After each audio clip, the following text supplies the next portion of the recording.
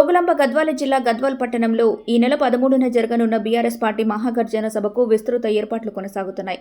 సభా స్థలాన్ని పరిశీలించిన అలంపూర్ ఎమ్మెల్యే విజయుడు, మాజీ మంత్రులు నిరంజన్ రెడ్డి, శ్రీనివాస్ గౌడ్, మాజీ ఎస్ఐటీ చైర్మన్ ఆంజనేయులు గౌడ్, గద్వాల్ నియోజకవర్గ బీఆర్ఎస్ సమన్వయకర్త బాసు హనుమంత నాయుడు తదితరులు అనంతరం పార్టీ కార్యాలయంలో సమీక్ష నిర్వహించారు. గద్వాల్ పట్టణ పాత బస్టాండ్లో జరగనున్న ఈ మహాగర్జన సభకు రాష్ట్ర స్థాయి నాయకులు, వేలాదిగా కార్యకర్తలు, అభిమానులు తరలివచ్చేలా విస్తృత ఏర్పాట్లు చేయాలని పార్టీ శ్రేణులకు పిలుపునిచ్చారు.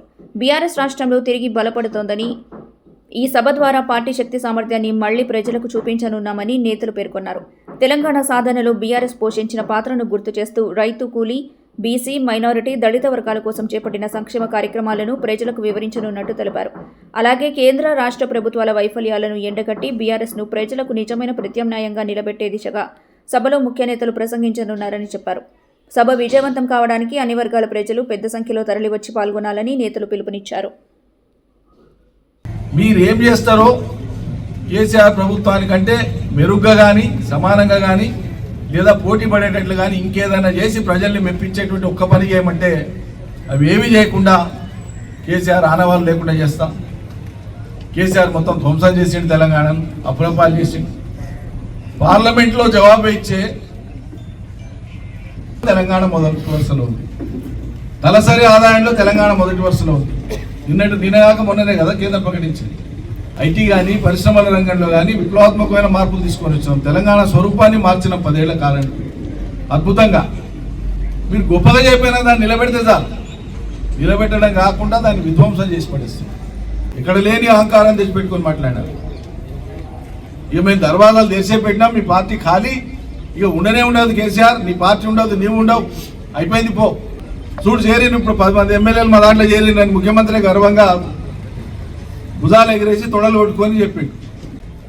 కోర్టులో కేసేసి సుప్రీంకోర్టు పోయినాక ఇలా సుప్రీంకోర్టు నుంచి ఉత్తర్వులు వచ్చి తేల్చండి అని చెప్పి స్పీకర్కి పంపించినాక పార్టీ మారినటువంటి ఎమ్మెల్యేలేమో ఒక్కొక్కరు ప్రజల ముందు అత్యంత అవమానకరంగా పార్టీ మారిన వాళ్ళు మాట్లాడిన వాళ్ళు, వీడియోలు, ఫోటోలు, కండువాలు అన్నీ ఉన్నటువంటి వాళ్ళు రాష్ట్ర వ్యాప్తంగా 10 మంది ఎవరైతే మారినారో వాళ్ళందరివి అవి ఉండగా కూడా ఇలా మేము మారలే, మేము ఇక్కడే ఉన్నాం, మేము అక్కడే ఉన్నాం. ఇదే పార్టీ మారినటువంటి ఎమ్మెల్యేలతోనే నిన్ననే ముఖ్యమంత్రి మీటింగ్ పెడతాడు. మళ్ళీ ఇక లేనే లేదు, బీఆర్ఎస్ లేనే లేదు అని పొంకనాలు మాట్లాడినావు కదా, 10 మందిని చేర్చుకున్నా ఖాళీ అయిపోయింది అన్నావు కదా. మరి సిగ్గు శరం ఉంటే మీ పార్టీకి, మీకు ఆ 10 మందితో రాజీనామా చెప్పి ఉప ఎన్నికలకు సింపుల్ ముచ్చట.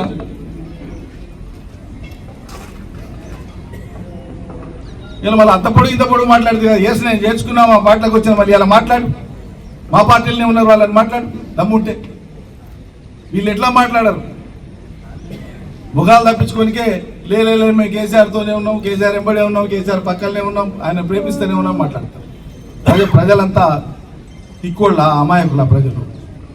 సూటిగా అడుగుతున్నా నేను, మీకు దమ్ముంటే మీ పిసిసి ప్రెసిడెంటే టీవీలలో చెప్పిండు, రికార్డ్ అయ్యి ఉంది. ఎస్ మా పార్టీలో చేరిండ్రు వీళ్ళంతా అని చెప్పిండు, రికార్డ్ అయ్యి ఉంది, అన్ని సాక్ష్యాధారాలు ఉన్నాయి. అది చట్టపరంగా ఏం జరగాలో జరుగుతుంది. స్పీకర్ నిర్ణయం తీసుకునేది, స్పీకర్ నిర్ణయం తీసుకోకపోయినా రేపు జరిగేది ఏందో చట్టపరంగా మా పార్టీ ఏం చేయాలో అది చేస్తుంది. కానీ మీరు మాట్లాడినటువంటి మాట ఆ గంభీరం,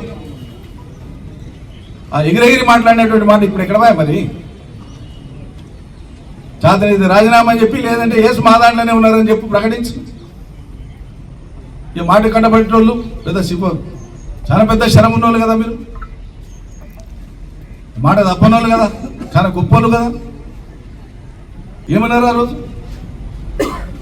చేరిన మా పార్టీలో మేము నేర్చుకున్నామని మాట్లాడారు. వాళ్ళతో మీటింగ్ పెడతారు, న్యాయపరంగా ఈ సమస్యను ఎట్లా అధిగమించాలో వాళ్ళకి సూచనలు సలహాలు చేస్తారు. మళ్ళీ వాళ్ళతోనే బయటకు వచ్చి మాట్లాడిపిస్తారు. మేము ఎక్కడ చేరలేదంట.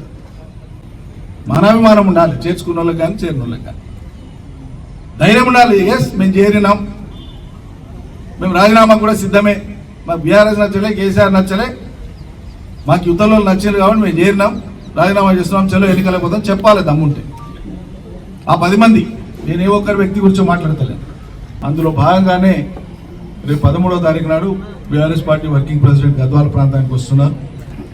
ఏదో ఒక వ్యక్తి కోసమో ఇంకొకరి కోసమో కాదు, రాష్ట్రంలో మేము తలపెట్టినటువంటి కార్యక్రమాల్లో భాగంగా ఇక్కడ ఒక కార్యక్రమం ఉంది.